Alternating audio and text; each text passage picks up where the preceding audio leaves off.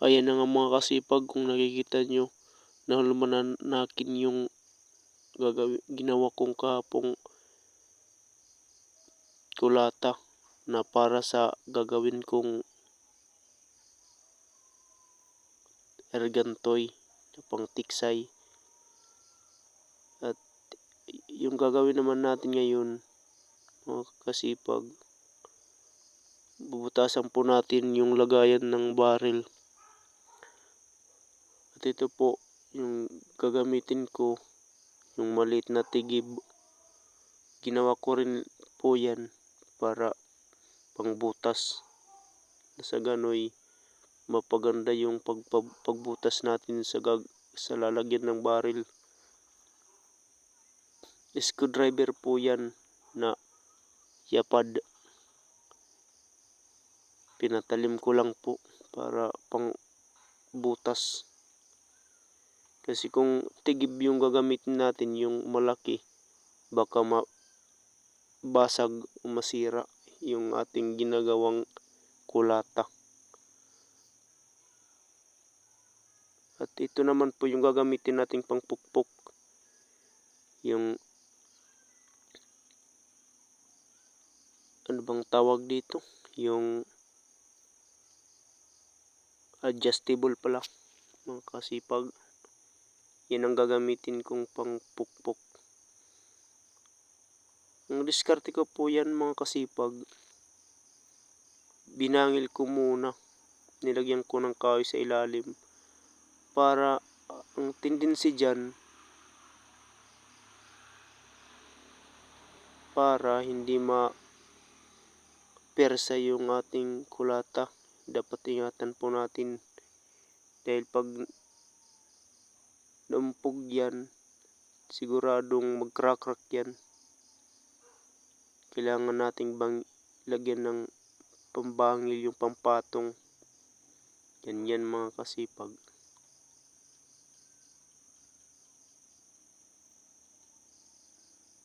Dahil sa mga karanasan kong paggawa ng mga kulata mga kasipag, maraming beses na po kung nasiraan ng hawakan, yung nabibiyak dahil sa hindi tamang posisyon. Yung gagawin pala natin ngayon mga kasipag, marami na pa akong sa sinasabi. Yung una natin gagawin mga kasipag, ilagyan muna natin siya ng allowance para sa gagawin nating pang kablitan o sa tawag sa amin, yung pitukan. Ano bang Tagalog dyan sa kablitan?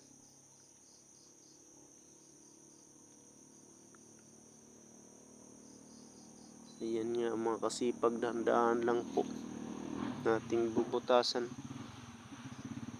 Hindi po madali po yung pagbubutas nito, kasi pag once na magkamali po, mabibiyak yan dahil hindi pa po yan tuyo.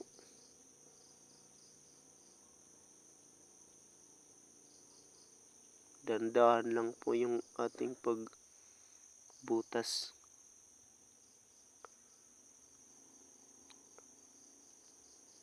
Yung video pala mga kasipag na mabutasan na to, i-upload ko na lang ulit doon sa susunod na video, kasi mahaba na, kasi pag isama ko pa yun, kailangan lang po ng maliit po na video para madagmit pong ma-upload, para madaling ma-upload po.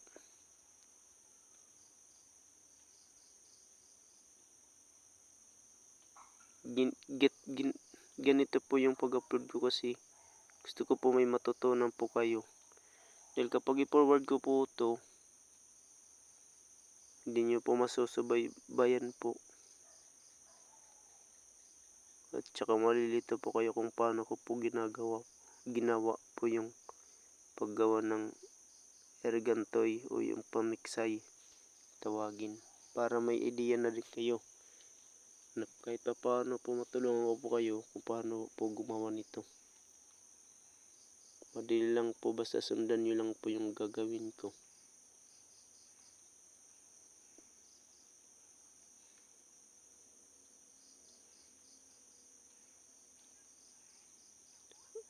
Yung pinanlinis ko pala dyan, yung pinakintab ko, ginamit ko po yung liha. Dati kasi yung sa video na pinakita ko, yung in-upload ko, binasag na botelya na bottle, pero ang tagal, nahirapan ako, kaya yung bumili na lang ako ng pangliha. Yun yung ginamit ko,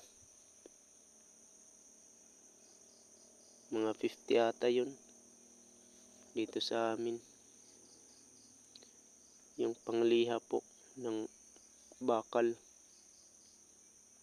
Ayan po, nabutasan na po natin mga kasipag. Dito hanggang po dyan, hanggang po sa baba, mga haba-haba pa yan po mga